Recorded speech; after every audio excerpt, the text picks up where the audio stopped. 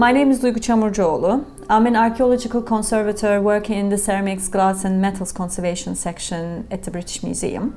Here we study and conserve various types of ceramics, glass and metal objects coming from different historical backgrounds and contexts, as well as for storage, research, exhibitions and loans.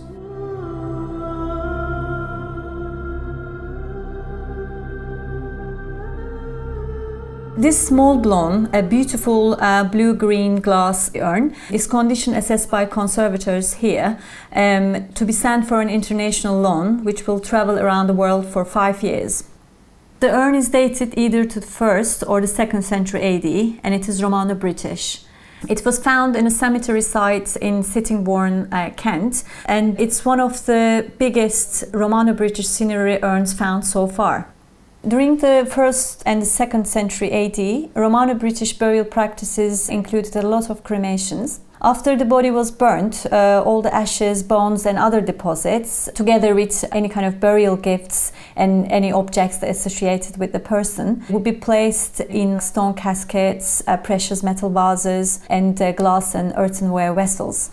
We also have the associated human bones with this cinerary urn. However, they were removed to be stored separately in our storage areas. There are some horizontal and regular lines going around the neck, and these lines may indicate that there may have been a stopper or a lid for this urn. When we assess objects for loan, we look at the physical and chemical stability of the objects to see whether they can withstand the conditions of handling, traveling, and long-term display in different countries and venues. If we think they're not stable, then we either suggest that they do not go on loan, or we recommend various treatment options to make the objects more healthier and stable.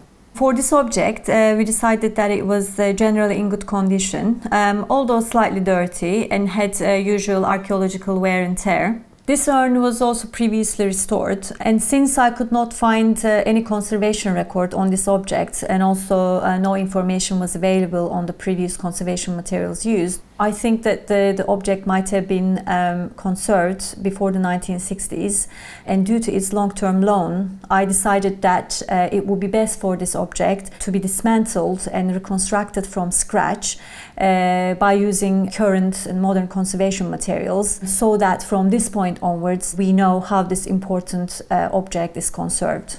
After the initial assessment, my next step will be to photograph and properly document the current condition of the urn, followed by some tests to find out what kind of conservation etc. was used on this object and how I can dismantle the old joints.